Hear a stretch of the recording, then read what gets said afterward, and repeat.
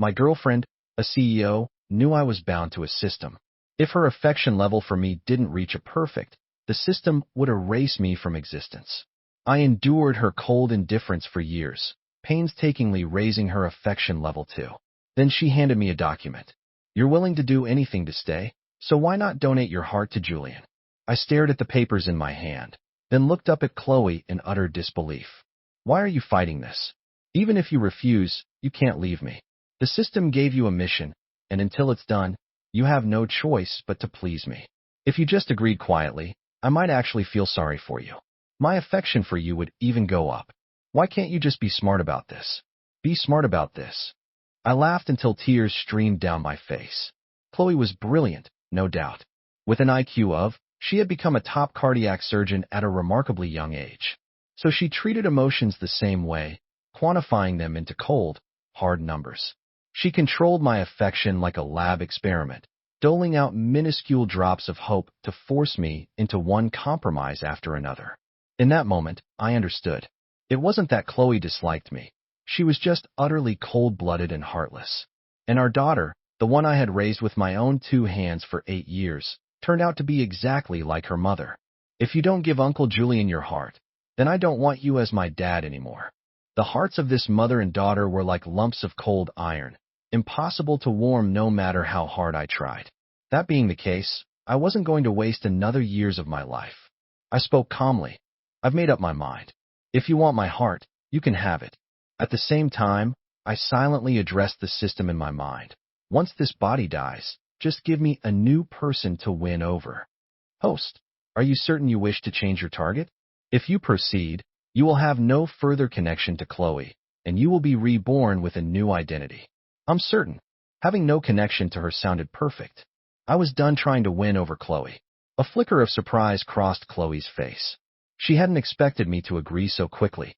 She furrowed her brow, sensing something was off about me, but she didn't dwell on it. Come inside and get some rest. As soon as I walked in, our daughter, Lily, tossed something onto the floor in front of me. She looked down at me and demanded, "Bad Daddy, fix this." It was a model car, and from the looks of it, it belonged to Julian's son. I couldn't help but let out a sarcastic laugh. This mother and daughter were so devoted. Their affection for Julian even extended to his son. Seeing me laugh, Lily scowled. "I want this fixed by tomorrow. Do it right now." I looked away, my voice cold. I don't know how. The model was intricate, with complex parts. Fixing it would take hours, if not days. I had just spent 3 hours freezing outside, and my hands were too cold and stiff to handle such delicate work. Lily flew into a rage. "Why are you so useless? You can't do anything. I promised Leo I'd bring it back to him tomorrow all fixed. You have to do it today." My voice was ice. "Lily, I'm your father, not your servant." I was rarely so stern with Lily. She had inherited her mother's intelligence, so I never had to worry about her schoolwork. As a result, my role was mostly to be her support system, managing every aspect of her life with meticulous care, from her meals and clothes to her health and well-being. But even with all that, Lily was never satisfied with me. She had grown so accustomed to my devotion that she felt entitled to make any demand, expecting me to serve her without question. I used to put up with it all, but I wasn't going to anymore. Chloe came out of the kitchen. "Let your father rest tonight," she told Lily. "He can fix it tomorrow." In that moment, Chloe seemed to transform back into the image of a caring wife. She tucked a hot water bottle into my arms and reached for my hand. "Don't be angry with a child." I pulled back slightly, avoiding her touch. My voice was steady. "I'm not angry with her. I'm simply informing Lily that I will no longer be her stay-at-home father." Chloe's hand froze in midair before she slowly pulled it back. The silence that followed was thick with an awkwardness that seemed to unnerve her, a vague sense of loss she couldn't quite place. Chloe frowned. She had never seen me act this way. In her mind, I was supposed to scream and shout, blame her, hate her, and then ultimately give in. But now, I had skipped all those steps and calmly accepted my fate, as if I didn't care at all. "Let's eat," Chloe said, changing the subject. She brought a tureen of fish soup from the kitchen and ladled the first bowl for me. "Have some soup to warm up. It's your favorite, isn't it?" I stared at the creamy white broth in the bowl. Fish was tender and the soup was rich. It was the one dish Chloe made perfectly. but a bitter feeling washed over me. The person who loved fish soup was Julian. Chloe hesitated for a fraction of a second before saying casually, "Your brothers, you probably like similar things." I gave a self-mocking smile. Julian and I had completely different tastes, but Chloe only ever remembered his. To make my mission easier, the system had set my identity as Julian's twin brother. I looked down at the bowl.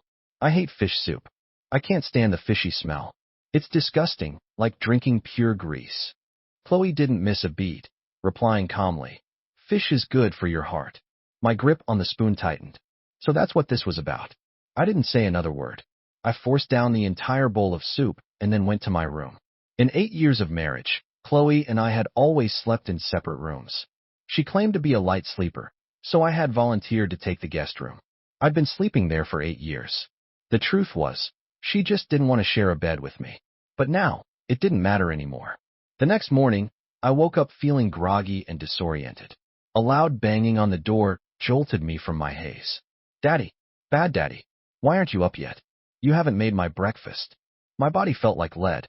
I forced myself out of bed and saw that it was already o'clock. Lily had to be at school by. I was usually up before to make her breakfast and pack her school things.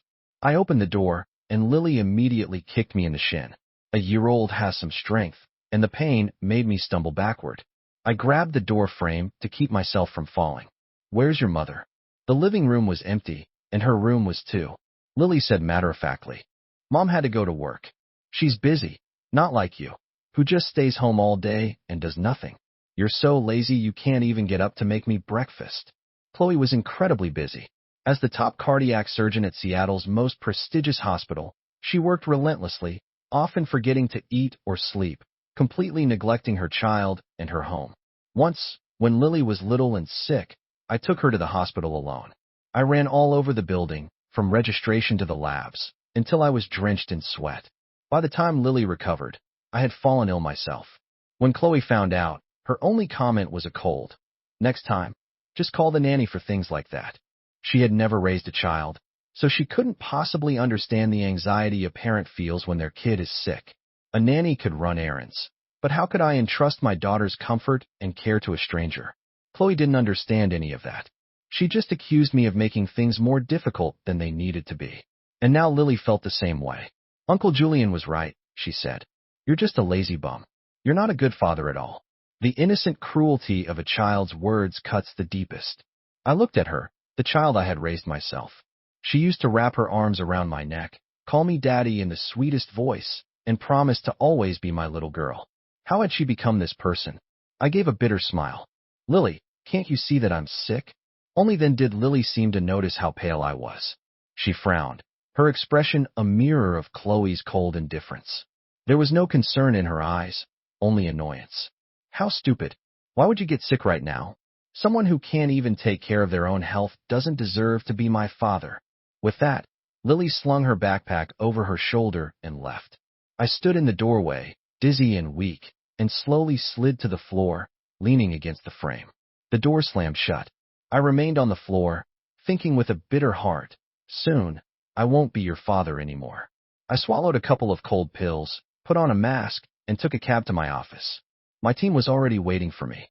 "Ethan, you're finally here," my assistant said. "We still haven't finalized the centerpiece for this season's collection. We need your final decision." I took the design sketches she handed me. I had studied art in college and started my career as a designer for a fashion house. A few years later, I launched my own brand. It wasn't a huge company, but it was my life's work, and I was extremely particular about the quality of our designs. This time, however, several of the submitted sketches were terrible. I frowned. How did we end up hiring an intern with this level of skill? My assistant looked uncomfortable. Those were drawn by your brother, Julian. 3 months ago, Julian had moved back to Seattle with his son after his divorce. Unable to find a job, my parents had pressured me to give him a cushy position at my company. Julian's skills weren't even at an intern's level, let alone qualified for a real designer role. I had refused, of course, but I couldn't hold out against my family's relentless campaign of threats and guilt-tripping. They even showed up at my office to cause a scene. In the end, I had no choice but to give him a position as a designer. And this was the garbage he submitted. "Get rid of these," I told my assistant. From now on, just pretend to review whatever he turns in. Don't ever bring his work to my desk again. I can't stand looking at it. Then I pulled out a folder of sketches I had been working on. Take these, discuss them with the senior designers, and see if this is strong enough to be our centerpiece. Her eyes lit up as soon as she saw them. Ethan, you're being too modest. These are perfect. Everyone here knows the quality of your work. I dismissed it as simple flattery and turned my attention to the rest of my work. After the heart transplant, this body was doomed to die. The system would give me a new body afterward, which meant I probably couldn't keep running this company. It was my life's work, after all. I planned to leave it to my best friend. But before that, I wanted to see my final projects through to the end, to finish my work properly. I worked until in the afternoon before my stomach started to growl, reminding me that I hadn't eaten all day. I was just about to head out for lunch when my office door swung open. It was my father, looking grim. His eyes narrowed when he saw me. I knew I'd find you here. He strode across the room and ordered, "Come with me to the hospital." I didn't move. This man was my biological father, the same man who had personally thrown me out of the Harrison family. Julian and I were both Harrison's sons, but in our parents' eyes, there was only Julian. To them, Julian was the perfect, obedient son, while I was the scheming, malicious one. So when Julian accused me of stealing, my denials were useless. Even when Julian framed me, destroying my reputation and dragging the Harrison family name through the mud, they never suspected him. They just piled all the blame on me. It was my father who had personally stood before a crowd of reporters and announced, "The Harrison family has only one son, Julian. Ethan has been disowned. His actions no longer have any connection to this family." Everyone laughed at me, the pathetic son cast out by his own family. And now here he was again. Julian's condition has gotten worse. You're going to give him blood. The office was dead silent. I wanted to ask him how, after years, he could stand there and say that to me with such a straight face. What does his life or death have to do with me? My father's face turned pale with rage. He's your brother. I laughed bitterly. Have you forgotten? You threw me out of this family 7 years ago. I don't have any family, and I don't have a brother. The color drained from my father's face. The words he had spoken so many years ago had come back to haunt him. The proud man lowered his head for the first time I could remember. He pleaded, "The doctors say Julian's heart is failing. He's anemic. He needs transfusions just to stay stable. We haven't found a donor yet. You have to come with me and give him blood." Seeing him like this only made the bitterness in my heart grow stronger. I had never seen my father beg for anyone like this before. Julian truly was the most precious person in the world to him. And it wasn't just my father, was it? Chloe and Lily worshipped Julian just the same. The thought made my eyes well up. "I'll do it," I said, "but on one condition. I want all of Julian's shares in JS Holdings." My father's expression turned to ice. "Ethan, don't push your luck. That's the deal. Take it or leave it." After a long silence, my father gave in. He dragged me to the hospital. Having not eaten all day, I felt dizzy and weak. Without giving me a moment's rest, my father pulled me to the door of the phlebotomy lab. A nurse noticed how pale I was and kindly asked if I was hypoglycemic, offering to let me rest and have something to eat. But my father cut her off impatiently. "Just get on with it." This was a private hospital my father had invested in. His word was law here. The frightened nurse didn't dare argue and quickly prepared the equipment. As the needle pierced my skin, a wave of dizziness washed over me.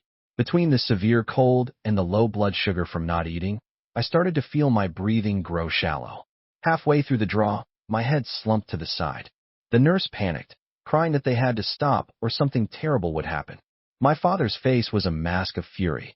He was afraid of something happening, not because he cared if I died, but because if I did, Julian would lose his personal blood bank. "Fine," he snapped. "This will have to do for now." I was helped into a recovery room, but I had already lost consciousness. I don't know how much time passed, but I was jolted awake by a woman bursting into the room. She slapped me hard across the face, her voice a heart-wrenching sob. "This is all your fault," she shrieked. "Stop pretending to be unconscious. That little bit of blood isn't nearly enough." The pain shocked me back to full awareness. I saw my mother's face, puffy and distorted from crying. She grabbed my shirt and started pounding on my chest with her fists. "Why did I have to have two of you? If only I just had Julian. You're a curse. You stole his nutrients in the womb, and made him be born with a weak heart. And now, when he needs a little of your blood, you put on this pathetic act. Do you want your brother to die? Her words were daggers, each one piercing my heart. I never cried, but I felt cold tears stream from my eyes. I had heard those same words my entire life. Because we were twins, and because Julian's heart hadn't fully developed, it was all my fault. I had stolen his chance at a healthy life. My entire family despised me. My wife and daughter hated me. I was born guilty. The slaps kept coming until my father finally stepped in and restrained her. My father was surprised to see Chloe standing there. "What are you doing here?" Chloe simply said, "I heard Julian wasn't doing well, so I came to check. But you don't need to worry. I found a heart for him. He's going to be fine."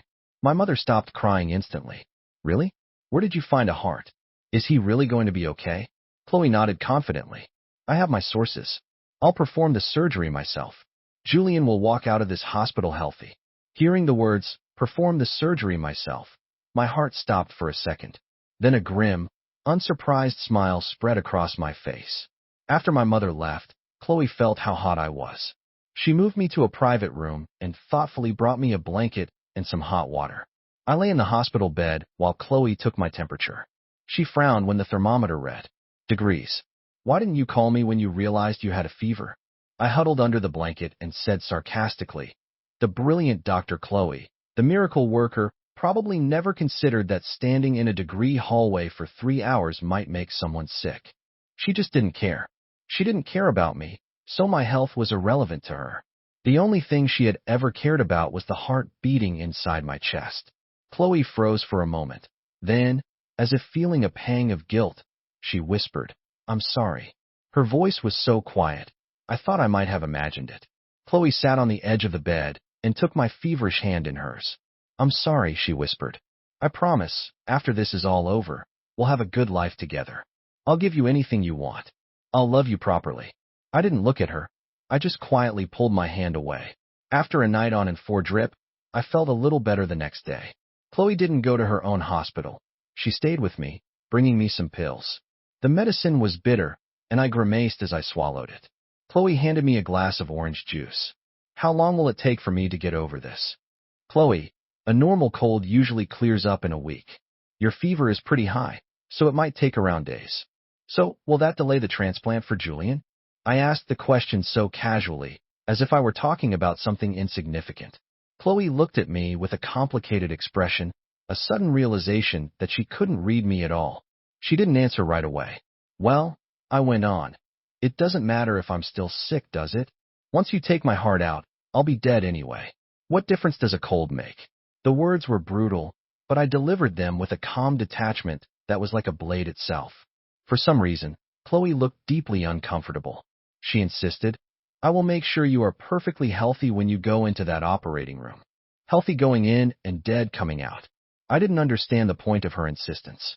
My father walked into the room, holding a share transfer agreement. He threw the thick folder, and it hit me in the face. His voice was frigid. "Just like you wanted, all of Julian's shares are now yours. Half of them were originally mine, and half were Julian's. Together, it was percent of the company, enough to secure a seat on the board." I was satisfied. I signed the document. After everyone else had left, I called my lawyer. "I need you to draw up my will." The lawyer arrived with my friend Ken. When Ken saw me lying in the bed, pale and gaunt, he exploded with anger. "Those bastards. They're all a bunch of bastards. How could they do this to you? I'm going to go give them a piece of my mind." I stopped him. During my time trying to win over Chloe, I hadn't met many good people, but Ken was an exception. He was always firmly in my corner, no matter what happened to me. He was always the first one to offer help. Besides Chloe, Ken was the only other person who knew about the system. I told him everything, including my plan to change my mission target. "So you're finally getting rid of that toxic woman, Chloe?" I nodded. Ken jumped to his feet, beaming. "That's fantastic. The system finally did something right. You should have dumped her ages ago. Let her see what it feels like." His enthusiasm made me smile. I turned to the lawyer. "I want to leave all my shares of JS Holdings and the company itself to Ken. Any remaining cash should be donated to children's charities." The lawyer didn't seem surprised, but he asked, as procedure required, "And your family? Are you leaving them nothing?" Ken's eyes grew red. I'll just be holding it for you. When you come back with your new identity, I'll give it all back. You have to promise you'll come back." I nodded. Just then, Chloe walked in. "Come back from where?" Her gaze was sharp and suspicious. I had no idea how much she'd overheard. I was just telling Ken I plan to travel abroad for a bit once I'm feeling better. He was just asking me to bring him back a souvenir. Chloe's expression remained neutral. After a moment of suspicion, she reverted to her usual, "Don't forget your tests later." I breathed a sigh of relief. Chloe personally escorted me to my tests. I knew these tests were to determine if my heart was a suitable match for donation. As I was leaving the examination room, I ran right into Julian. He was in a wheelchair, looking frail and thin in his hospital gown. His face was pale, and he coughed weakly every so often. Just looking at him was enough to make anyone feel pity. "I heard from Chloe that you found a heart for me," Julian said suddenly. "You must be happy for me, right?" I looked into his dark eyes. They seemed so bright and innocent, but I could see the deep-seated malice hidden beneath the surface. Did he really not know anything? "Happy," I said with a smile that was surprisingly genuine. "I'm very happy." Not getting the angry reaction he'd expected, Julian looked a little disappointed. He casually raised his hand. "You've always held a grudge against me. I almost thought you wouldn't want me to have this surgery." On the ring finger of that hand, a man's wedding band was clearly visible. It was a perfect match to the one Chloe wore. I didn't pretend not to see it. I stared right at it. Julian noticed my stare and quickly slipped the ring off.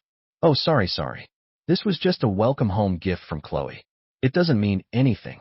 I usually wear it on my middle finger, but my hands are swollen from the illness, so it only fits on this one. You're not mad, are you?" As he spoke, he broke into a violent coughing fit. Chloe emerged from the examination room to this exact scene. She rushed over, pulling Julian behind her protectively, and yelled at me, "What did you do to him? He's a sick man. Why are you tormenting him?" I looked at her, so completely overwrought, and let out a self-deprecating laugh. So even the most calm and rational person has a breaking point. All it took was a few coughs from Julian, and without even asking what happened, she had instinctively cast me as the villain. This was my wife, the woman I had once loved with everything I had. My heart felt like it was being crushed in a vice, and I couldn't breathe. Julian was still coughing. "Chloe, don't be angry. Ethan didn't do anything. He just commented on my ring. Please don't be mad at him over this." Chloe's expression grew even darker. "The date for the transplant is set. None of your petty little schemes will work. I will not let anything interfere with Julian's surgery." She thought I was trying to back out of the donation by intentionally aggravating Julian's condition. But I didn't bother to explain. It would have been useless. She only heard what she wanted to hear. I just silently turned, walked back to my room, and shut the door. The only comfort I had left was my sketchbook. I loved to draw and design. My greatest dream for years had been to see one of my collections on the runway. Fortunately, I had received an invitation to show a collection next year. Unfortunately, I probably wouldn't live to see it. So I wanted to finish the designs before the surgery. At least I could fulfill that one last wish. As I was sketching and making changes, the medication started to kick in.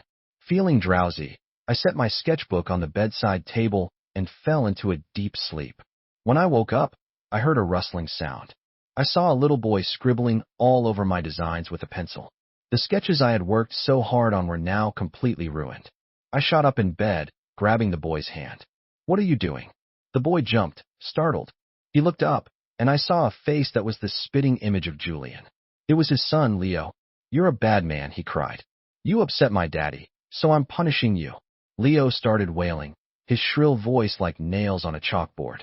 Seeing my life's work destroyed, I was so furious I didn't care that he was just a child. "Who told you you could touch my sketchbook? Haven't your parents taught you not to touch things that don't belong to you?"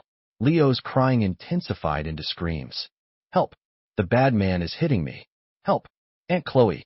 Help me, Grandpa!" A moment later, my father and Chloe burst into the room and shoved me aside. Their combined force sent me crashing against the headboard. A sharp pain shot through my skull, and my vision swam. Lily saw Leo's tear-streaked face and the red mark on his wrist, and she turned and punched me twice. "Bad Daddy, why did you hurt Leo?" Leo was sobbing uncontrollably. "I saw the uncle sleeping, so I just wanted to put a blanket on him," he whimpered. "I don't know what I did wrong, but he started hitting me. I was so scared. I thought he was going to kill me." Hearing this, my father exploded. Ethan, have you lost your mind? You attacked a child. I said nothing. I lowered my head and touched my scalp. My fingers came away wet and sticky with blood. My father didn't even notice. He just continued to rage. Is this how I raised you? To attack a child? My face was ashen. I looked up at them. If I told you I didn't touch him, would you believe me? Would any of you? Chloe's voice was like ice. Ethan, stop lying. We all saw what happened. It was her way of telling me to stop being stubborn and just apologize. I let out a low, hollow laugh and looked at the child, who was still crying while sneaking glances at me. Fine, I said. I hit him. No one was going to believe me anyway. My father, enraged, raised his hand to strike me. Chloe quickly intervened. I knew she was only worried about damaging my heart with the surgery date set. She couldn't risk any damage to the merchandise. Chloe ushered my furious father out of the room, leaving just the two of us and Lily. Chloe's face was a cold mask. It was just a few pieces of paper. Why would you lose control like that? Was it really worth it? Was it worth it? The words hit me like a physical blow. Just a few pieces of paper? That was my work, my passion, the thing I loved most in this world. And to her, it was just a few pieces of paper. Suddenly found the whole situation absurd, and I started to laugh. A broken, desperate sound that soon turned to tears. I finally understood just how insignificant I was to all of them.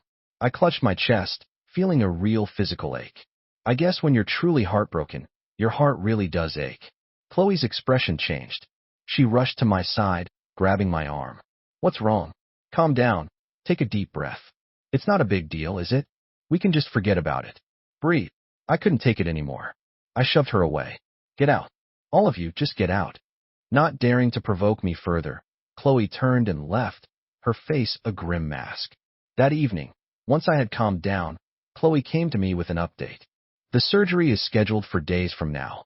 I didn't react. Chloe continued. I wanted to wait until you were fully recovered, but you're being too difficult. Your instability is a risk.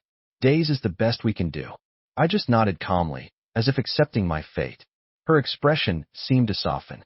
After a moment of silence, she said, I'll be performing the surgery myself. You'll be under anesthesia. You won't feel a thing. I detected a rare note of concern in her voice. I looked up at her, my face pale and drawn, and I suppose I should thank you for that. Chloe was speechless. I had lost so much weight that my cheeks were hollow and my lips were colorless.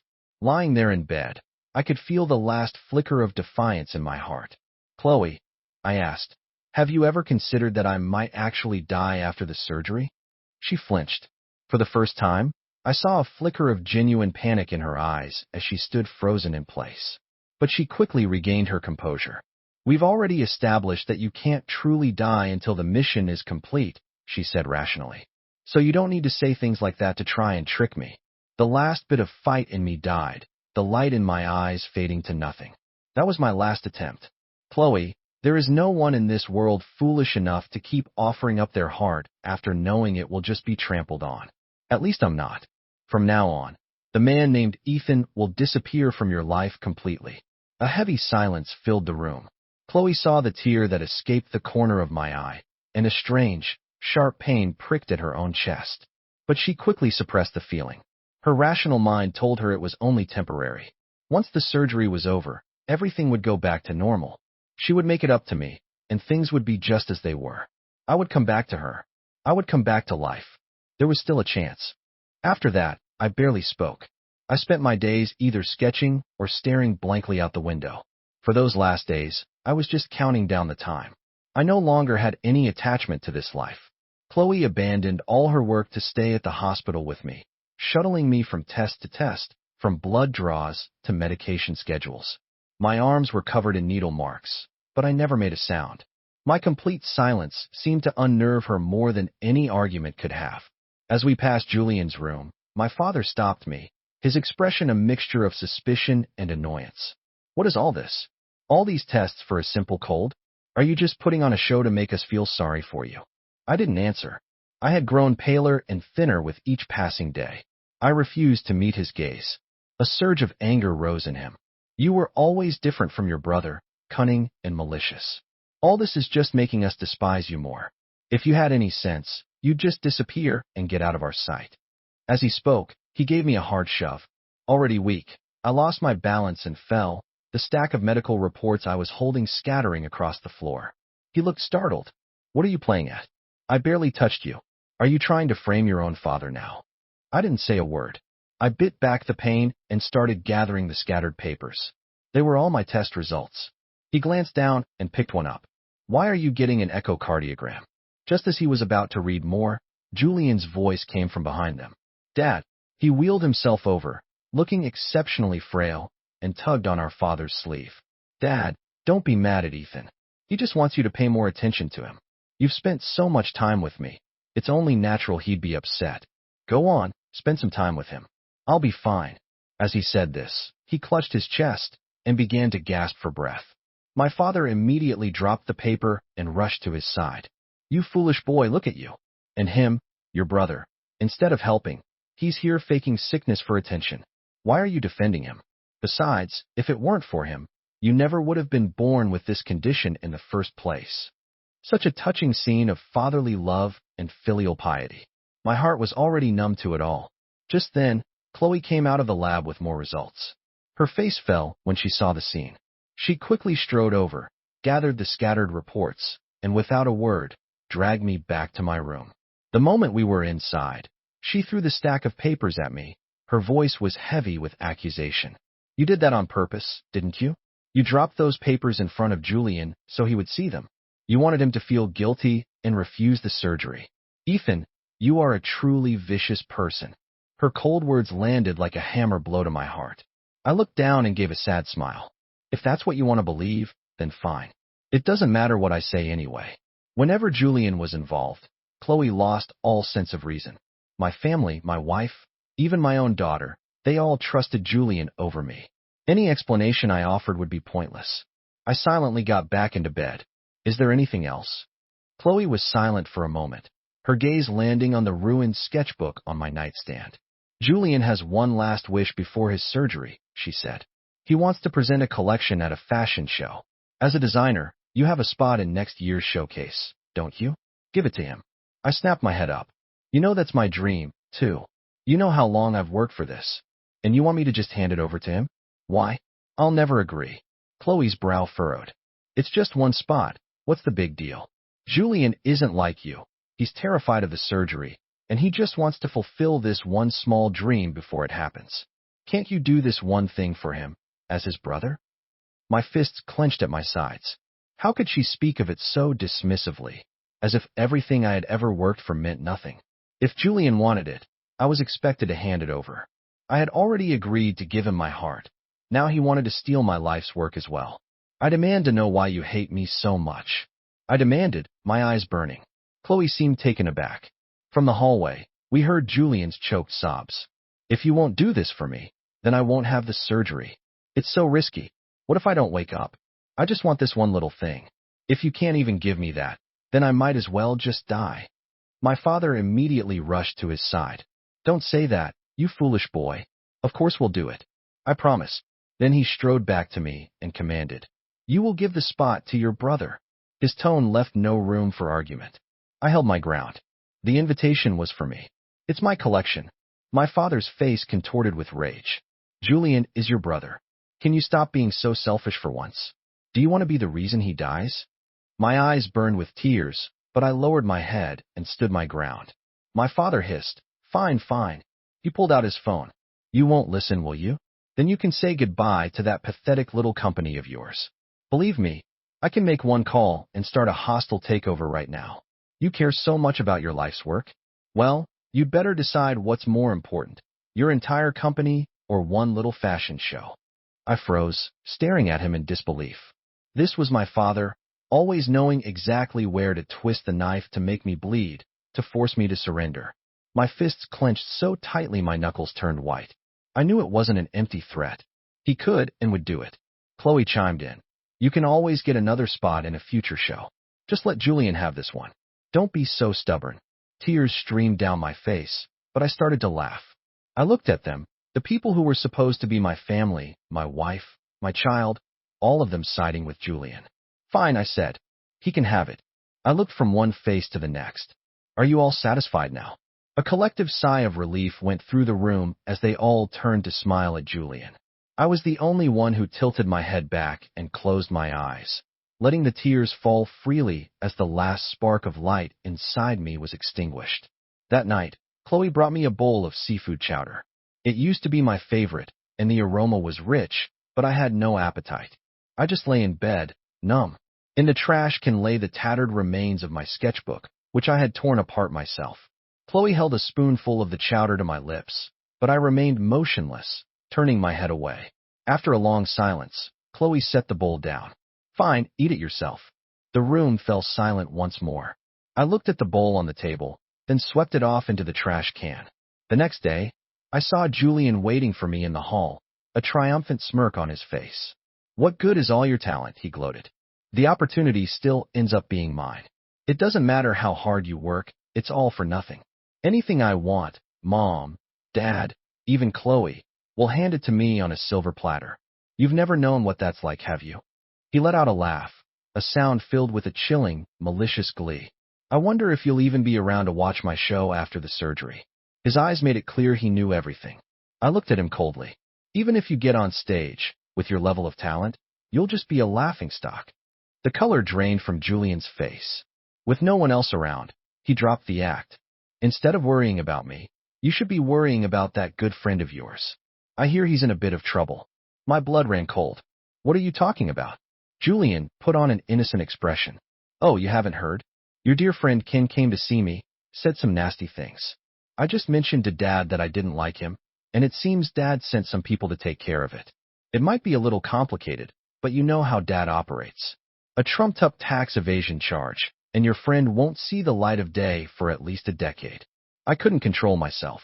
I slapped him hard across the face. You're insane. If you have a problem with me, deal with me. Why are you going after my friend? Julian just laughed, unfazed. Because you care about him. You don't have anything left for me to take, so I have to go after him instead. If you want to blame someone, blame yourself. You're the one who got your friend into this mess. It has nothing to do with me.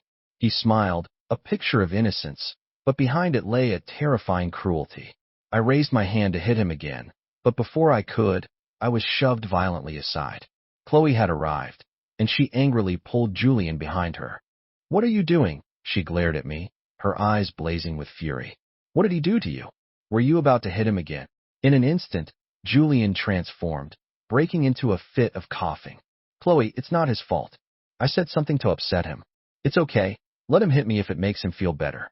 It doesn't hurt. He suddenly started gasping for air, acting as if he were on the verge of death. Chloe's expression grew even more furious. Ethan, are you insane? Why would you attack him? Look what you've done to him. I didn't have the energy to deal with her. My only thought was to call Ken and warn him. But as I pulled out my phone, Chloe slapped it out of my hand. Do you have a heart? She screamed. How can you be playing on your phone at a time like this? Julian can't handle this kind of stress. The phone hit the floor, and the screen shattered. I picked it up, but it was completely dead. It wouldn't turn on. Ignoring what she'd just done, Chloe grabbed my arm. Julian's condition is getting worse. We have to do the surgery now. I looked over and saw Julian clutching his chest, gasping dramatically.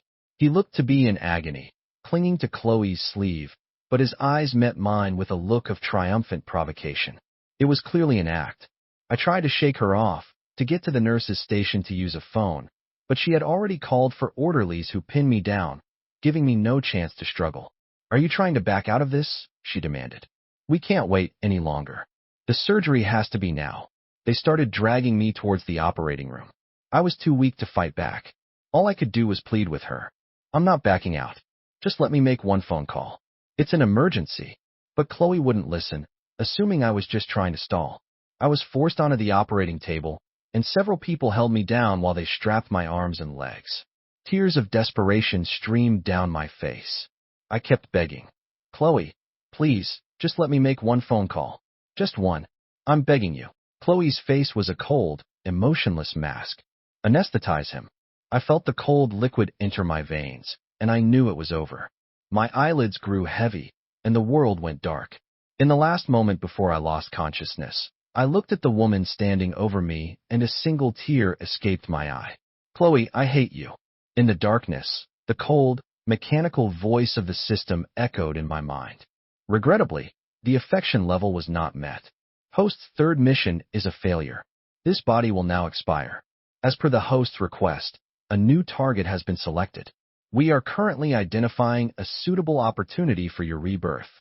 As the flatline alarm of the heart monitor blared, a nurse's voice cut through the noise. Dr. Monroe, the heart has been successfully removed. Everyone in the room breathed a sigh of relief. But Chloe's hand suddenly trembled.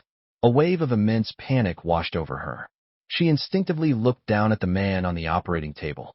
I lay there peacefully, my face calm, no longer breathing. She had taken my heart with her own two hands. Chloe seemed to be in a trance until a colleague nudged her. Dr. Monroe, should we begin the transplant now? She snapped back to reality. Yes, Julian was saved. Wasn't this what she had wanted all along? 6 hours later, Chloe emerged from the operating room. My parents were waiting anxiously outside, along with Lily and Leo. They were all there for Julian. The surgery was a success, Chloe announced. My parents burst into tears of joy. Lily and Leo jumped up and down, cheering.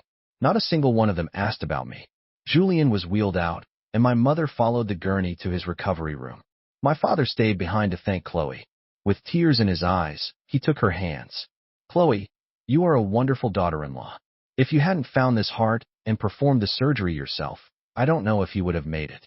I always said Julian should have been the one to marry you. You know, back then, he felt. He trailed off with a sigh. Never mind. But can you tell me who the donor was? I'd like to thank their family. Just as he finished speaking, the doors to the operating room swung open, and a nurse wheeled out a gurney. My body was on it, covered by a white sheet. As the gurney passed them, a draft from a nearby window lifted a corner of the sheet, revealing a hand with a distinctive birthmark. My father froze. He recognized that birthmark. He took a step to follow. Chloe quickly stepped in his way. Donor information is confidential. It's the law, Mr. Harrison. Please don't ask. My father stopped, figuring it must have just been a similar-looking mark. In the hallway, Chloe took over for the orderly and pushed the gurney herself all the way down to the morgue. Inside the cold, sterile room, she lifted the sheet. She looked down at my pale face and the gruesome incision that ran down my chest. Even though she believed it wasn't a true death, seeing my cold, lifeless body lying there made her heart ache with a sudden, sharp pain. It felt too real, and a delayed wave of grief washed over her. She took my hand, her voice a self-reassuring whisper. It's okay. You'll come back. You love me too much not to come back. And even if you didn't want to, the system won't let you leave me until the mission is complete. She leaned down, resting her forehead against my cold one, and whispered, when you come back, we'll start over. We'll have a good life, okay? The old me would have gently stroked her face and promised her anything, but now she was met with only silence. Based on her past experience, I should have returned within 3 days. I would have a new body, a new identity, and Chloe was confident that no matter what I looked like or who I became, she would be able to recognize me the moment I reappeared in her life. When she left the morgue, she saw Lily standing there. She was standing in the doorway, peering inside, her expression uneasy. Is Daddy dead? Chloe simply replied, he'll be back in a few days. Lily didn't say anything. She walked into the morgue and pulled back the sheet. Even though she had been warned, the sight made her face pale. Her eyes instantly reddened, and then she turned and ran without a word. In his room, Julian was slowly waking from the anesthesia. He touched his chest, a look of confusion on his face. Am I normal now? Chloe nodded. Tears of gratitude streamed down Julian's face. Dad, Mom, Chloe, thank you all so much. The room was filled with a palpable sense of joy. Julian wiped his eyes and suddenly asked, where's Ethan? Now that I'm better, he must be so happy. I want to tell him the good news. Chloe's expression flickered. My father snorted. Who knows where he ran off to? He hasn't shown his face since he went into surgery. He clearly doesn't give a damn about his own brother. A flicker of understanding crossed Julian's eyes, but he still turned to Chloe with a worried look. Chloe, is Ethan mad at me? Chloe didn't know how to answer. No matter how she tried to spin it, the fact was that this version of me was dead. She didn't answer, simply patting his hand. You just focus on getting some rest.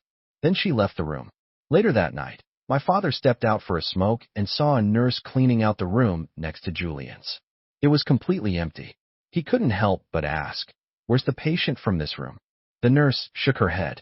"I don't know. I was just told to clean it." "Are you family?" "It looks like he left a paper on the bed. You can take it." She handed him the sheet of paper. My father took it. It was a tissue compatibility report. The results showed that my heart was a perfect match for Julian. In the cold night air, the cigarette in my father's hand stopped halfway to his lips. "What is this?" The nurse, thinking he didn't understand. "It's a compatibility report. It shows the donor and recipient were a very close match." My father's hand began to shake. He stared at the paper in disbelief, turning it over and over. My name and Julian's name were printed there, clear as day. Suddenly, it all clicked into place. All the tests I'd been having, the reports I'd dropped in the hallway, the body on the gurney outside the operating room, the corner of the sheet blowing up to reveal that familiar, unmistakable birthmark on the hand. His hand trembled, and the report slipped from his fingers, fluttering to the floor. He stumbled away, his steps unsteady, heading for the morgue. He nearly fell twice. When he pushed open the heavy doors and saw my lifeless body on the metal slab, the color drained completely from his face. He staggered backward and collapsed. Chloe, who had rushed after him, caught him and tried to block his view, ready with an explanation, but my father shoved her aside. "What is this?" he demanded, his voice breaking. "Chloe," my father choked out. "You said you found a heart. Was it Ethan's?" "What did you do?" he roared, completely breaking down. Chloe tried to explain. "Julian's condition was critical. We couldn't afford to wait for a donor. So you just let Ethan die? No matter what, he was still my son. He was your husband." Chloe looked up at him. "It was the only way to save Julian.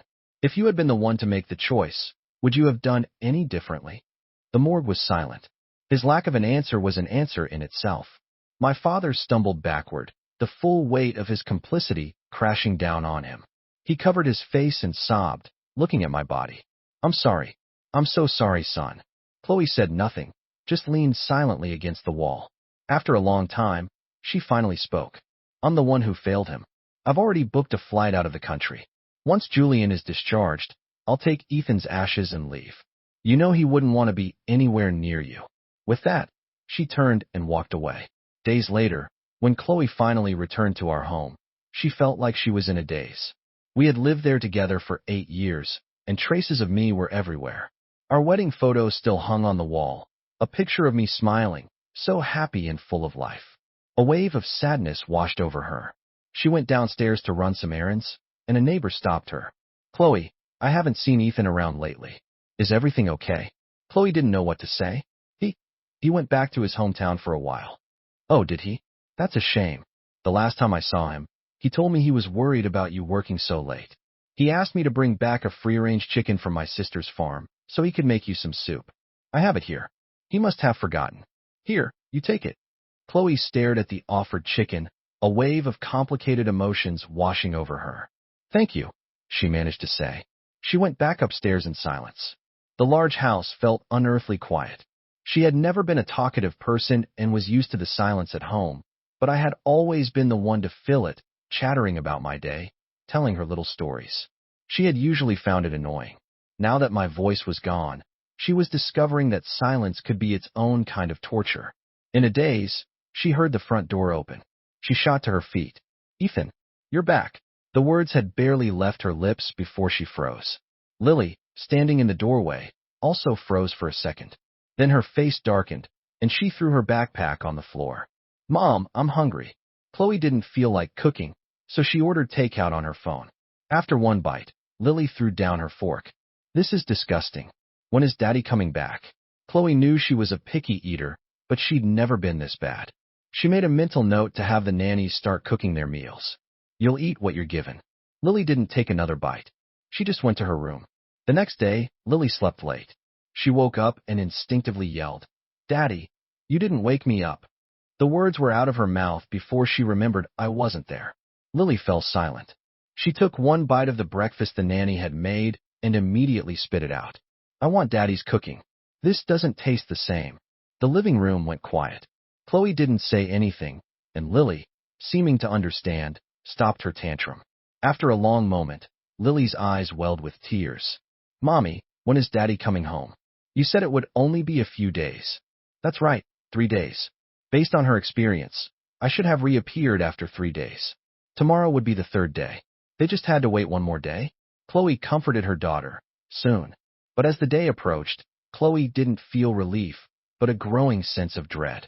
Over the past 3 days, my absence had become a palpable, heavy presence in her life, and there was nothing she could do but wait. Finally, the third day arrived. She stayed awake, watching the clock tick past midnight, with no desire to sleep. Chloe threw on a coat and went out. She had no destination in mind. She just walked, hoping to run into someone, anyone who might be me.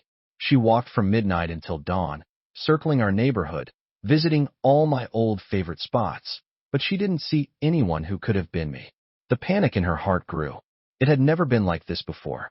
The last 2 times I'd changed identities, I had returned to her orbit almost immediately, and as soon as I appeared, no matter my new face, she had always been able to recognize me instantly. By the time the sun came up, Chloe was exhausted. She hesitated for a moment, then headed to the hospital. Julian was recovering well. The color was returning to his face, and he was able to walk around a little. His face lit up when he saw her. Chloe, did you come to see me? Chloe looked around distractedly, scanning the crowded hospital hallways, trying to pick me out from the crowd. Julian had to tug on her sleeve twice before she snapped out of it and offered a few half-hearted words. Suddenly, she saw someone with a build similar to mine. She instinctively started to rise, but Julian grabbed her sleeve. He asked, his voice full of hurt, Chloe, why are you ignoring me? Chloe violently shook his hand off and called out, Ethan. She rushed over and grabbed the man's arm. The man, just a random patient, was startled and pulled away. Who are you? It was like a bucket of ice water had been dumped on her head. Chloe stood there stunned, watching the man walk away. Where was he? Why hadn't he come back? My mother rushed over, her face a mask of disapproval. Chloe, what is wrong with you? Julian just got out of surgery. Are you trying to give him a heart attack? Julian immediately jumped to her defense. Mom, it's not her fault. She's just worried about Ethan. She doesn't know where he's gone. My mother's face hardened. Who cares where he is? He didn't even bother to show up for your surgery. For all I care, he can drop dead somewhere. At her words, Chloe's eyes flashed red with fury. Shut up. My mother was taken aback. She had never seen Chloe like this before. Was I wrong? Has Ethan shown his face even once since Julian's surgery? He's a selfish, cold-hearted monster. I should never have had him. I hope I never see him again for the rest of my life. Chloe's face grew darker with every word. She clenched her fists and whispered, He will. He'll come back. Her unhinged expression frightened even my mother, who had no idea what was going on. When she got home, Lily immediately ran to her. Chloe ignored her and walked straight to my old room. Inside, she noticed that the framed photo of us that had always been on the nightstand was now just an empty frame. The photo itself, our only one together, lay in torn pieces in the trash can. I had ripped it up before I left. A shudder ran through Chloe as a terrible understanding dawned on her. She dumped the contents of the trash can onto the floor and with trembling hands tried to piece the photo back together. But it was impossible. In the dead of night, Chloe lay on the floor of my empty room. In her grief-stricken haze, she thought she saw me. In the space after death, the system was showing me images of Chloe. Do you wish to observe? The system asked. I hesitated, then allowed my consciousness, my soul, to drift back to her side. As if she could sense my presence, she looked around the empty room. Ethan, is that you? Are you back? I didn't answer. Not that she could have heard me even if I had. I just watched her, confused by the intensity of her reaction. I had assumed that after my death she would feel a little lost at most, but that with Julian there she would quickly move on and devote herself to him. But in the past 3 days, she had barely spent any time with Julian at all. The system's voice cut through my thoughts. Host, her affection level for you has now reached %. If you appear before her now, the mission will be complete. Do you still wish to change your target? In the darkness of the room, Chloe whispered, I regret it. She gave a choked, self-mocking laugh. I regret it. I really, truly regret it. Please, just come back, okay? She was met with only silence. After a long moment, I gave my answer. I can't trust her anymore. Besides, the damage has been done. The pain doesn't just disappear. Why should she be forgiven? A flash of white light enveloped me, and I knew my new life was beginning. I closed my eyes without a single look back. The next morning, Chloe finally stirred, looking completely lost and broken. Lily was sitting in the living room, her eyes red from crying. Daddy's still not back. No matter how mature she acted, she was still just a year-old girl. Her initial indifference had given way to anger, and now to sadness. She asked through her sobs, "Doesn't Daddy want me anymore? Doesn't he want you?" Chloe felt a sharp pain in her chest, as if her heart were being squeezed. "No, of course not," she whispered, but her voice was so quiet, so weak, so utterly devoid of conviction. When she got to the hospital, she went straight to the morgue. It was the only tangible connection to me she had left. But when she went inside, the slab was empty. She grabbed the nearest attendant, her voice frantic. "Where is he? Where is Ethan Harrison?" The young nurse was terrified. She stammered, He's been taken to the funeral home for cremation." Chloe's eyes went wide, and she bolted out of the hospital like a mad woman. Julian, who had come to see her, tried to grab her arm, but her momentum sent them both tumbling to the ground. "Chloe," he yelled after her. Chloe's frantic pace faltered. She looked at Julian, her eyes a storm of conflict and pain. "Chloe, what's gotten into you?" Julian asked. She didn't answer. After a long, agonizing moment of hesitation, she turned and ran. By the time she reached the hospital entrance, Ken was there with staff from the funeral home, loading my body into a hearse. Chloe suddenly charged forward, shoving them aside. "Get away from him. Who told you could touch him?" Ken, his eyes red and swollen, glared at her. "Ethan is dead. Are you going to deny him even a moment of peace?" Chloe flinched, then shook her head frantically. "No, he's not dead. He's coming back." She had no idea how to get me back, so she clung to the desperate, irrational hope that if she could just keep my body, a miracle might happen. Ken couldn't take it anymore. He slapped her hard across the face. "What right do you have to say that? Why do you think he's lying here in the first place? It's because of you. So stop this pathetic act." His words were like daggers. Chloe trembled, her head bowed as she choked back sobs. She couldn't argue. My mother came up behind them, confused. "What is all this? Why are you making a scene at the hospital entrance?" Then she noticed the hearse and the body bag inside. Since it was zipped up, she didn't know it was me. She just wrinkled her nose in distaste and turned back to Chloe. "Julian isn't feeling well. He wanted you to take a look at him. Why aren't you with him? And here I was thinking you were such a good girl, even thinking Julian should have married you." Ken let out a cold laugh. "Stealing your older son's wife for your younger son? You're a real mother of the year." The biting sarcasm made my mother's face flush with anger. "I remember you now. You're Ethan's friend, aren't you? This is a family matter. It has nothing to do with you. And where the hell has Ethan been all this time? Hiding and sending you to make a scene for him. You go tell him that if he's got any guts, he can just drop dead and never come back." Ken's eyes were blazing with fury. He turned to Chloe, his voice dripping with sarcasm. "Looks like you've been putting on quite a performance." My mother didn't understand what he meant. Julian rushed up from behind them and grabbed my mother's arm. "Mom, I'm not feeling well. Can you take me back to my room?" All other thoughts fled my mother's mind. Her only concern was getting Julian back to his room. But Ken stepped in front of them, blocking their path. He looked straight at Julian. "In such a hurry to get your mother away? Afraid she might learn the truth?" Julian's face went pale. "I don't know what you're talking about," he stammered. My mother sensed something was wrong, but she still stood by Julian's side. "What are you trying to say?" she demanded. Ken looked at her. "Aren't you the least bit curious where the heart beating in your son's chest came from?" My mother answered without a second thought. "It was from a kind donor, of course." Ken laughed a harsh, angry sound. "Do I need to remind you how long the organ donor list is? People wait for years for a heart.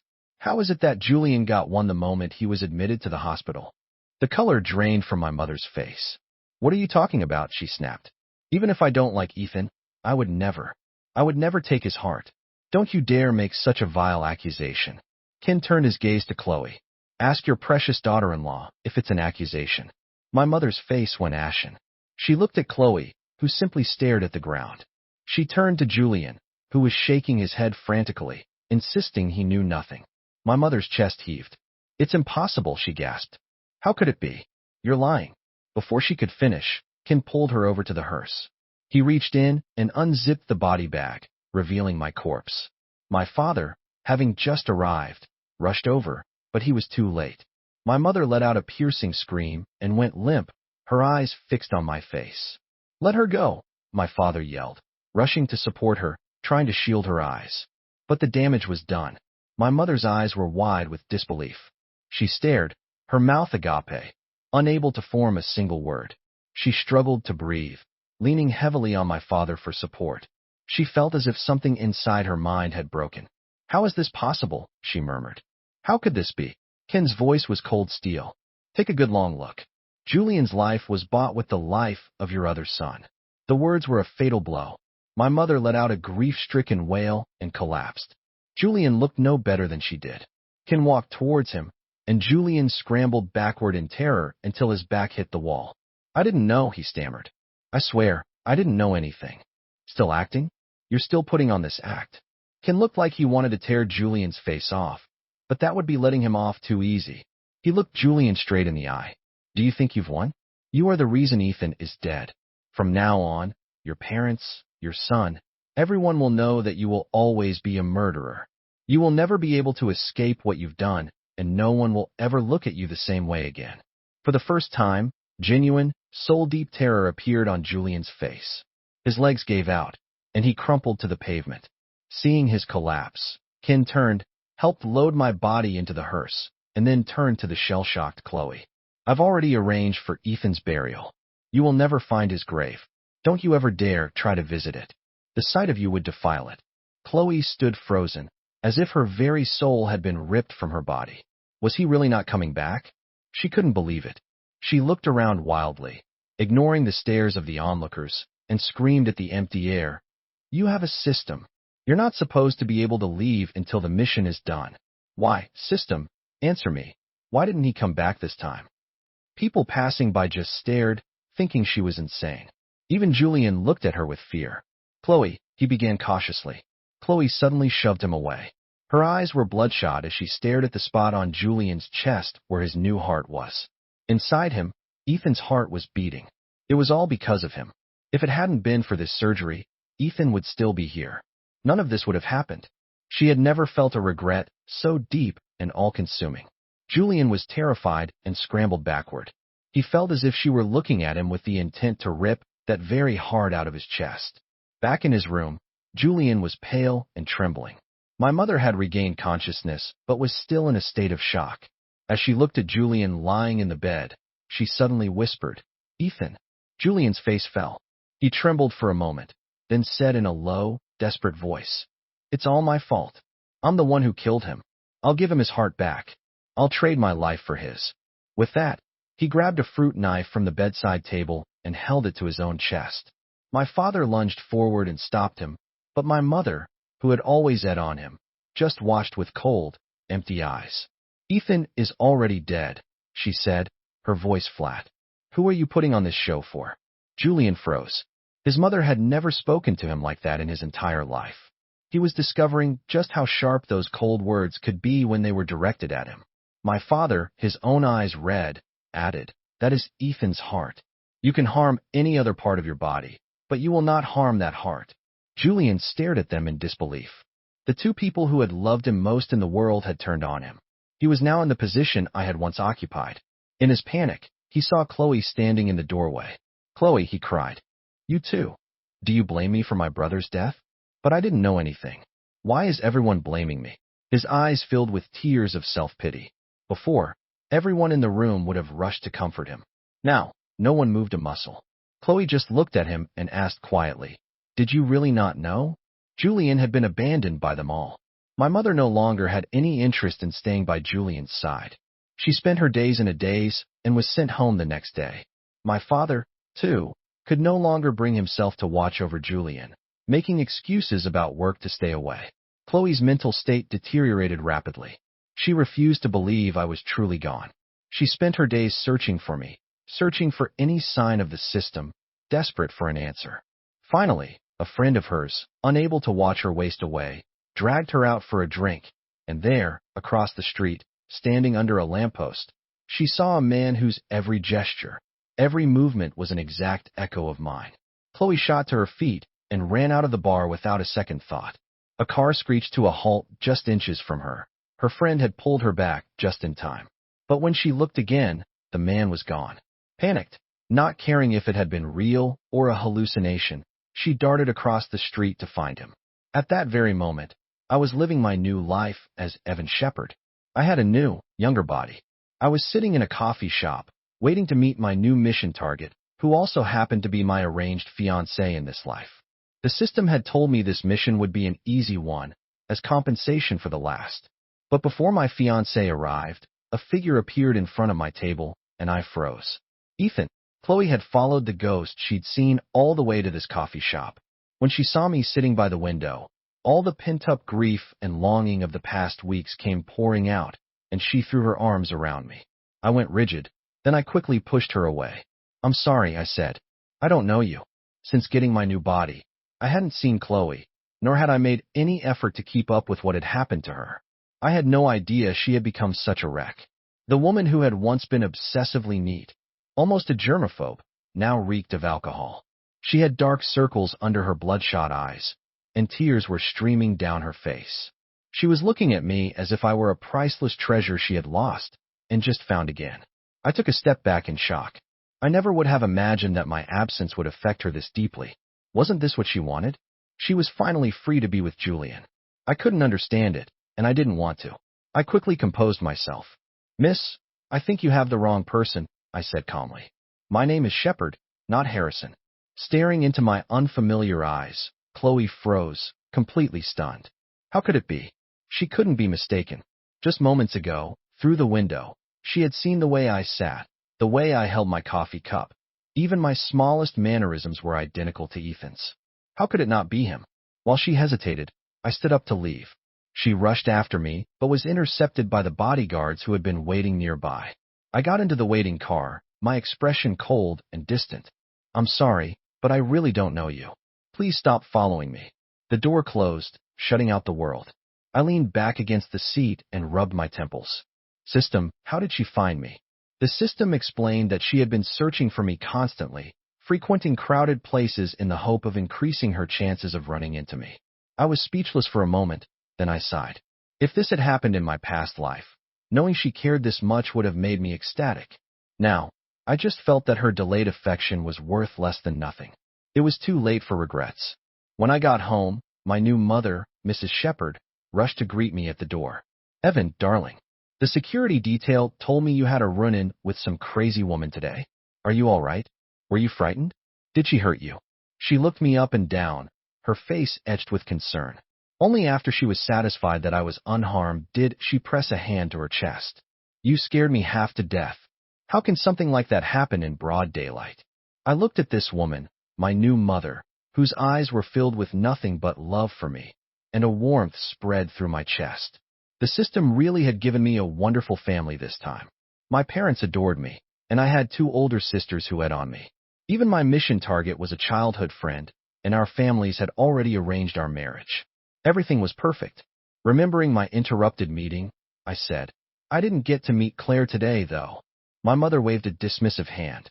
"Don't you worry about that. Her mother and I are old friends. I've already invited them over for dinner tonight. You'll see her then." I had to smile. From what both the system and my mother had told me, Claire was a wonderful person. This mission was going to be a breeze. Meanwhile, a dejected Chloe returned home and began mobilizing all her resources to find me. It wasn't long before my old father got back to her. "Chloe, that man is Evan Shepard, the heir to the Shepard fortune. Why are you looking for him?" Chloe stared at the photo of me, her fingers trembling. "No," she insisted. "That's Ethan." My old father was startled, thinking she had finally lost her mind. He was about to try and reason with her, but she had already hung up. 3 days later, I attended a charity gala as an invited guest. By my side was Claire, looking stunning in a mermaid gown, her smile radiant. Our appearance together served as an unofficial confirmation of the rumors that the Shepard and Grant families were planning to merge through marriage. All eyes were on us, with murmurs of what a handsome couple we made. But in a dark corner of the room, Chloe watched us, her eyes red with unshed tears. She refused to believe that the man standing there wasn't me. She downed the drink in her hand in one gulp and started walking towards me. I had just had a few drinks, and feeling a bit warm, I stepped out onto a balcony for some fresh air, and there was Chloe walking right towards me. The alcohol buzz vanished instantly. I straightened my posture. She looked much more put together than she had a few days ago. She had clearly come prepared. She walked up to me and said politely, "Mr. Shepherd." I gave a polite nod in return. Her eyes never left my face. "You look a great deal like someone I used to know, Mr. Shepherd." The cool night air was sobering. "And who might that be?" I asked. "My husband." I couldn't help but smile. In the past, Chloe had never liked to acknowledge me as her husband in public. Her heart had always belonged to her first love, Julian. He was the only one she had ever wanted to marry. And now here she was, in front of this new me, finally admitting that I was her husband. It was too late. I replied politely, "Then you must be mistaken." She didn't respond to that, instead continuing as if talking to herself. "He loved me so much. I don't think anyone in this world could ever love me the way he did. But I didn't love him at first. I only married him because he resembled the man I was in love with." The wind stung my eyes. I didn't understand why she was telling me all of this now. Was she trying to reminisce? "But then I really did fall in love with him," she said, looking me straight in the eye. "I started out using him as a substitute, but I fell in love with the real him. I knew the difference between him and the other man. When I looked at him, I saw him, and only him." My voice was hoarse as I tried to hide the lump forming in my throat. In 8 years together, I had never once felt the love she was describing now. Had she ever shown me even a shred of respect? Her eyes were red, her voice trembling. And so I regret it. I regret not realizing my own feelings sooner. I regret all the ways I hurt him. I regret doing something that can never be undone. "Ethan, I'm so sorry. Can you forgive me? Can we start over? I'll make it up to you, I swear. We can forget the past. Please."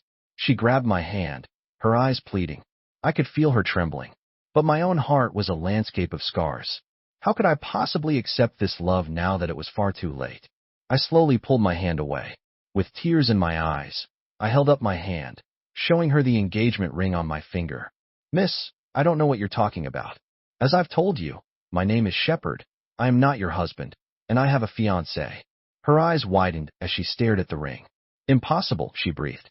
"Why is it impossible?" I asked. She struggled to control her emotions. "Because you love me. You love me so. How could you be engaged to someone else? This is a lie, isn't it? You're just trying to hurt me. I know I was wrong. I'll never hurt you again, I swear. Just take off the ring, please." By the end, her voice had dropped to a desperate, broken plea. I felt my own eyes begin to burn. She knew. She knew how much I had loved her, and she knew how much she had hurt me.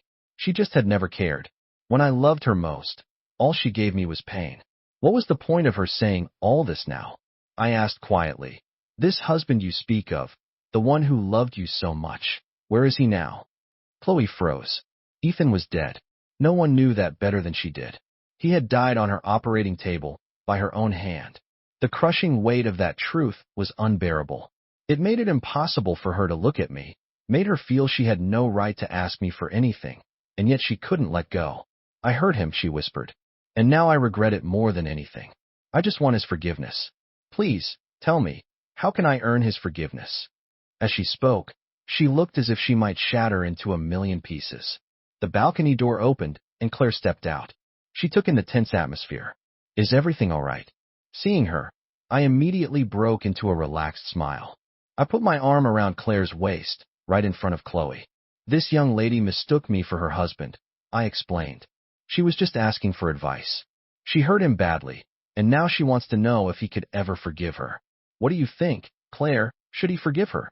Claire looked at me for a long moment, then turned her gaze to Chloe. If a woman truly loves a man, she would never be able to hurt him, and once the damage is done, she loses the right to ask for forgiveness. You can't turn back time. A person who hurts the one they claim to love is incapable of love and doesn't deserve to be loved in return. Every word was exactly what I had wanted to say. I looked at Chloe.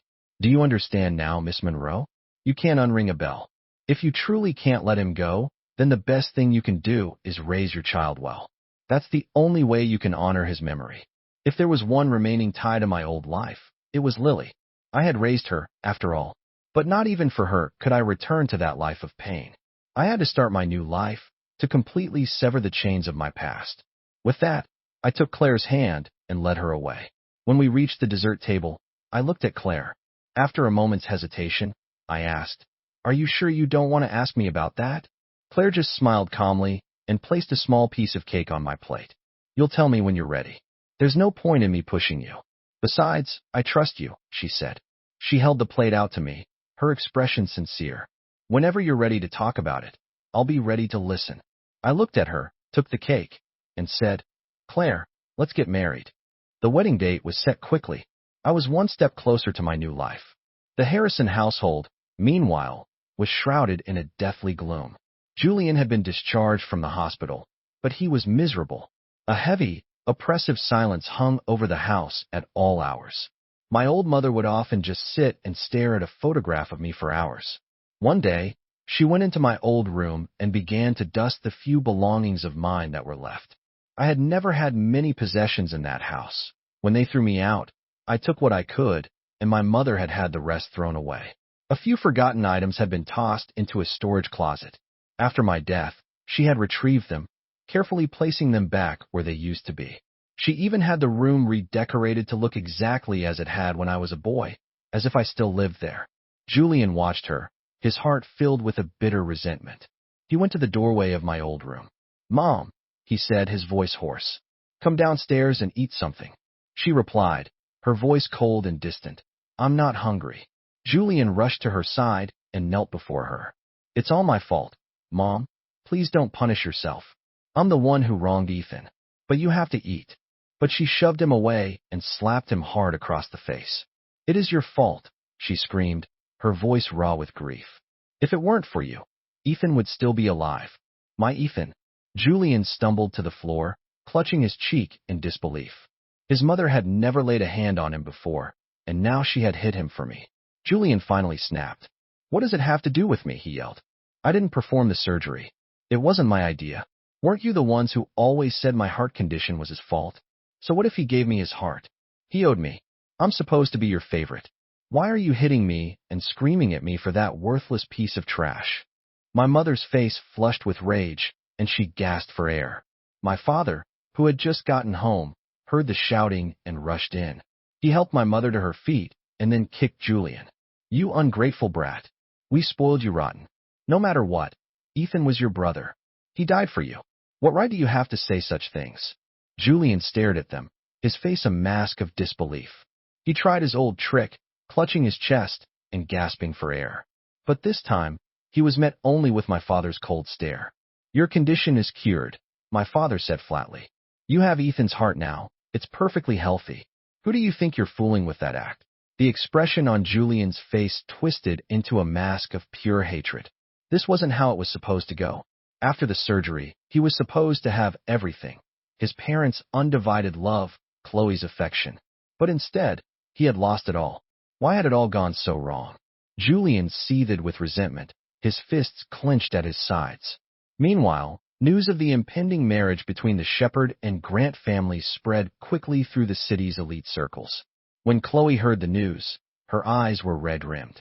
Though she rarely drank, she went to a bar and drank herself into a stupor, eventually collapsing on the floor, murmuring my name and the words, "I'm sorry." In the home that had once been filled with my voice, there was now only silence. On the day of our engagement party, Claire and I stood side by side, accepting the congratulations of our guests. I made the rounds, toasting with the guests, but after a while, I started to feel a bit overwhelmed. I excused myself to Claire and headed for a quiet lounge to take a break. The moment I stepped into the lounge, a small figure threw their arms around me. "Daddy." It was Lily. She was a world away from the cold, arrogant girl I remembered. Her eyes were red, and she clung to my jacket as if she was terrified I would vanish. "Daddy, don't you want me anymore?" Seeing her, an instinctive pang of pain went through my heart. She was my child after all. I sighed, pulling out a handkerchief to wipe her tears. I straightened her rumpled dress, then looked up to see Chloe standing there. "Is this how you've been taking care of her? Her shoes are scuffed, her dress isn't warm enough for the weather, and her hair looks like it hasn't been washed in days. And she's lost so much weight." Seeing that I was finally acknowledging my past, A flicker of hope lit up in Chloe's eyes. I'm not good at these things. You were always the one who took care of her. She can't live without you. I just looked at her in silence. I already knew why she had brought Lily here. She was trying to use our daughter to tie me to her, but I had already made up my mind to leave the past behind. I looked down at Lily and spoke gently. You're a smart girl, and you're very capable. You can take care of yourself, even without your daddy. Lily burst into tears. No, I don't want to, she sobbed. You're my daddy, aren't you? Why won't you take care of me? Why don't you want me? Is it because I was bad? I'm sorry, I'll be good now, I promise. Please don't leave me. Don't leave Mommy. She was still just a year-old girl. Of course, losing her father would be painful. I gently stroked her hair, then looked up at Chloe. You shouldn't have brought her here. This is only going to hurt her more. Chloe's eyes were fixed on me, her voice hoarse with desperation. Even if it's just for her, can't we go back to how things were? You don't have to forgive me. You can hate me for the rest of your life. Just don't leave me. Looking at her, I knew that if I didn't end this now, once and for all, she would never give up. I spoke softly. Chloe, you're just not used to being without me. We were together for 8 years. It's a normal adjustment. Time will heal everything. And Julian is still waiting for you. It's not like that, she cried out, her voice thick with emotion. I love you. I realize that now. I can't live without you. I gave a bitter smile. Then why did you hurt me over and over again? You knew I wanted nothing from you except your love, Chloe. You say you loved me back then, and I believe you. But your love was a cold and cruel thing. You kept your affection level at a perfect, always dangling that last percent just out of my reach. My voice started to shake. I'm a human being. I feel pain. I get tired. What on earth made you think I would just keep taking it forever without condition? She shook her head, her face contorted in agony. Her knees buckled, and she sank to the floor in front of me. It wasn't like that, she sobbed. I was just scared. I was terrified that the only reason you stayed was because of the system. I was afraid that as soon as you hit, you would leave me. I couldn't lose you. I just couldn't bear to lose you.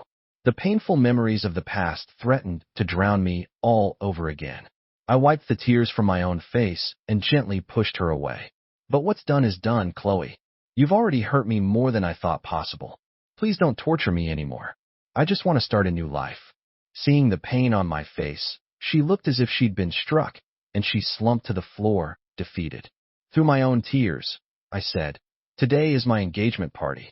If you feel even the slightest bit of remorse for what you did, then please don't ruin one of the few happy moments I have left. Please.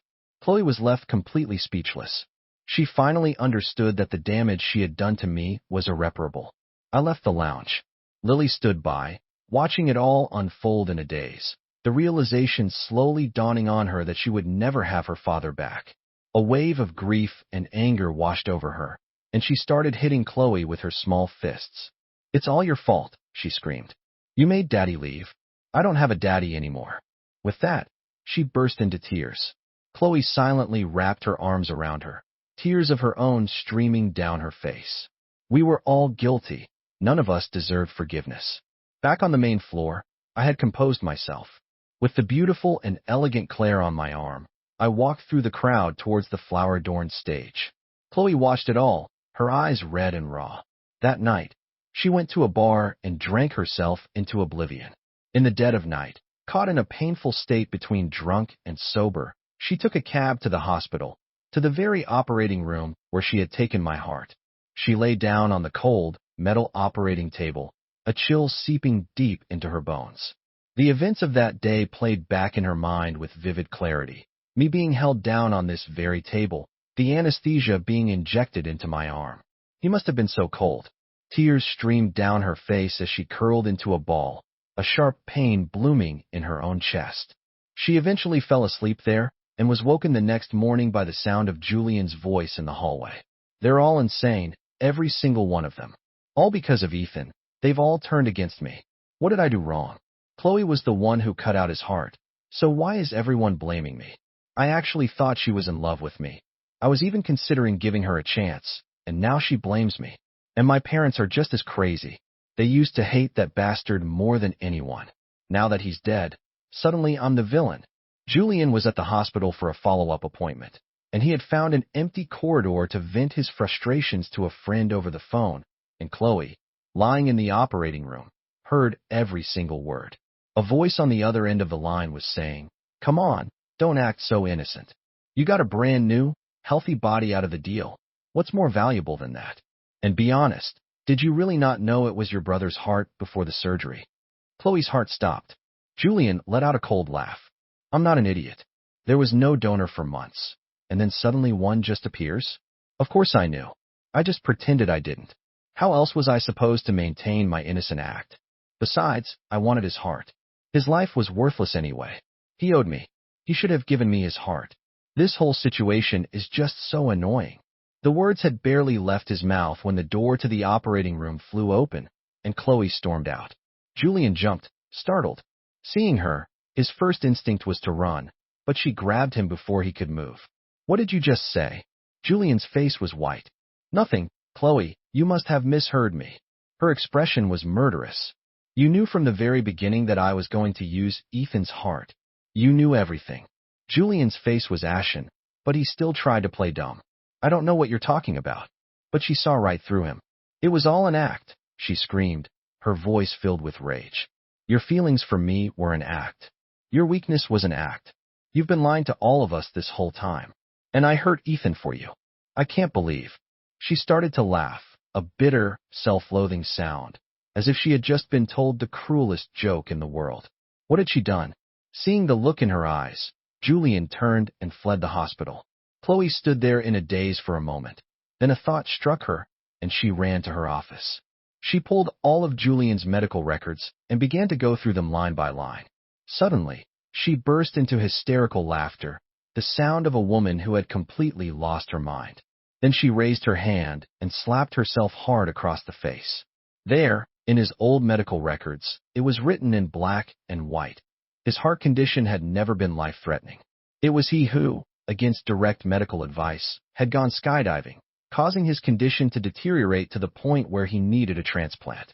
And even then, it hadn't been an immediate life-or-death emergency. In the hospital, he had deliberately faked the severity of his symptoms, even skipping his medication, all to worsen his condition and expedite the surgery, because he knew that no matter what, Chloe would find a solution for him. And she had. She had taken my heart.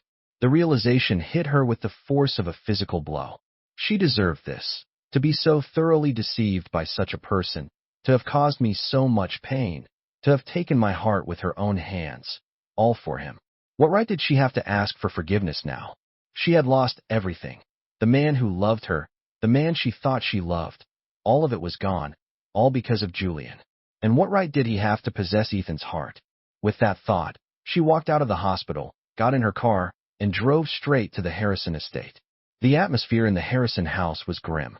Julian had just gotten home to find his father sitting in the living room, his face a mask of fury, and his mother looking just as thunderous.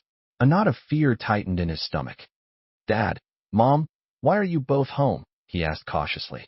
His father shot to his feet and slapped him hard across the face. The force of the blow sent Julian sprawling to the floor. He stared up in shock, having no idea what was happening. "Dad, what was that for?" His father played a recording on his phone. It was his conversation from the hospital corridor. Chloe had recorded it and sent it to him. His mother's face was a canvas of disbelief, pain, and disgust. "We always thought you were the good one," she choked out. "But it was all an act. You lied to your own parents. You murdered your own brother. You took his life." She pointed a trembling finger at him, her voice breaking with sobs. Julian knew the jig was up. "What does it have to do with me?" he screamed, his eyes red with defiance. "I didn't kill him. You're the ones who threw him out of the family. Chloe is the one who took his heart. I didn't do anything. I'm the innocent one here. Weren't you the ones who hated him? Weren't you the ones who wished he would just die? Well, now he's dead and you're not happy. You think you're such great parents." His father's face turned purple with rage. He clutched his chest, swaying on his feet. But Julian didn't care. "You're the ones who told me my whole life that my weak heart was his fault," he spat, his eyes blazing. "That he owed me. Mom, didn't you always say you wished you'd only had me? Well, now he's dead and his heart is inside me. Can't you just pretend that's what happened, that you only ever had one son?" He didn't understand what had happened to them. They had never been like this before. His words struck his mother like a physical blow. She froze, staring at him. In that moment, she finally understood the terrible power of her own words, how they had come back to haunt her. "It's my fault," she whispered, sinking to her knees. She clutched the photo of me to her chest, her body racked with sobs. "I'm the one who taught you this. I failed as a mother. I killed my own son." As the tears fell, she seemed to age decades in an instant. When Chloe arrived, she found a scene of utter chaos. Her old father-in-law convulsing on the floor, her mother-in-law sobbing uncontrollably, and Julian watching it all with a cold, detached expression. He was about to walk out when Chloe blocked his path. "Why did you do it?" Julian, still furious, shoved her aside. "Who harmed him?" "You did. I didn't do anything. All of you trying to pin the blame on me, but you're the selfish, hypocritical, vicious ones. You should be thanking me. If it weren't for me, he'd be nothing but a pile of ashes by now. At least this way, a piece of him is still alive. His heart is still beating inside me." Chloe stumbled backward, a low, hollow laugh escaping her lips. She didn't argue with him. "You're right," she said, her voice dripping with self-loathing. "I am selfish and hypocritical and vicious. I'm the one who destroyed him. But what right does someone like you have to carry his heart?" With that, she grabbed a heavy vase from a nearby table and smashed it over Julian's head. He collapsed to the floor dazed. Chloe lunged at him, her hands closing around his throat.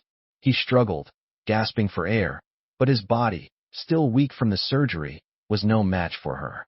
His limbs went limp, and he was powerless to fight back. The arrogance was gone from his eyes, replaced by pure terror. "I was wrong," he choked out. "I shouldn't have said those things. I didn't mean it." His eyes widened in horror. In her hand, Chloe was holding a scalpel. His voice trembled with fear. "Chloe, I'm sorry, I really am. Please, calm down." But Chloe wasn't listening. Her mind was a chaotic storm of voices, mine and Julian's, twisting together. One cruelly reminded her of how she had destroyed the man who loved her. The other mocked her for her foolishness, her gullibility, her self-inflicted misery. When she finally came back to herself, her hands were covered in something warm and wet. She had cut out Julian's heart. Seeing the warm, familiar heart in her hands, she was transported back to the day of the surgery. A nurse's voice echoed in her memory. "Dr. Monroe, should we begin the transplant now?" "No," she screamed at the empty room. "This is Ethan's heart." She had to give it back to him. But she looked around, and I was nowhere to be found. She stood up, cradling the heart, and went to find me. When the police found her later that night, she was collapsed in the snow, a pool of blood spreading out beneath her. Back at the estate, her father-in-law had suffered a massive stroke, and her mother-in-law had collapsed from shock. The subsequent investigation uncovered a scandal of illegal organ harvesting that shocked the entire city of Seattle. The story was trending on Twitter within hours. I didn't hear about any of it until 3 days later. After my last encounter with Chloe, I had turned off my phone, trying to disconnect from the outside world and avoid being dragged back into my past. But I ended up hearing from my new father, Mr. Shepard, that JS Holdings had gone bankrupt after Chloe's arrest. The story of how the Harrison family had sacrificed one son for another became public knowledge. The public outcry was immense. The hospital owned by JS Holdings was shut down, and everyone involved was arrested. The company's stock plummeted, and it declared bankruptcy soon after. My old father, due to the delay in getting medical attention after his stroke, was left partially paralyzed, his face twisted, confined to a bed, and completely dependent on others for his basic needs. My old mother had a complete mental breakdown. She spent her days clutching my photograph, refusing to let it go. The great Harrison dynasty had fallen. Leo, now fatherless, was taken back overseas by his mother. Chloe was diagnosed with schizophrenia and committed to a psychiatric hospital. The once brilliant, untouchable surgeon was now a patient, locked away from the world. Her downfall was the talk of the town. When I visited the psychiatric hospital, I found Chloe in a catatonic state. She was gaunt, her cheeks hollowed out, her hair cropped short. The vibrant, confident woman I once knew was gone. When she saw me, her vacant eyes suddenly focused. "You look like someone I used to know." "Who is that?" I asked. "My husband. But I hurt him. He'll never forgive me, not in this lifetime." Then she began to laugh and cry at the same time, repeating over and over, "He'll never forgive me." As I left, I took one last look at her. Our years of history, of love and hate, were finally over. I didn't hate her anymore. I just hoped she would forget me so we could both start over. On my way out, I stopped by a local children's home. After Chloe was institutionalized, Lily had been placed in their care. In the director's office, I made a substantial donation to the home. From the window, I watched Lily playing in the yard below. Unlike the other children, she was sitting by herself, drawing in a sketchbook. The director sighed. "She's still adjusting. It's difficult for new children, but our staff is wonderful, and we have a great track record. We have several children on the spectrum here who have thrived."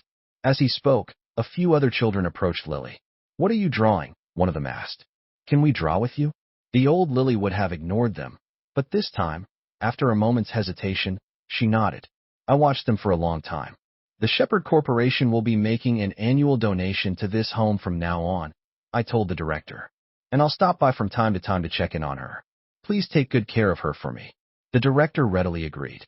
As I was leaving, he asked, "Aren't you going to go down and see her?" I thought for a moment, then shook my head. "No, it's better this way.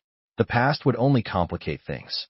As long as I know she's doing well here, that's enough for me. It's time for both of us to move on. We would go our separate ways and live our separate lives."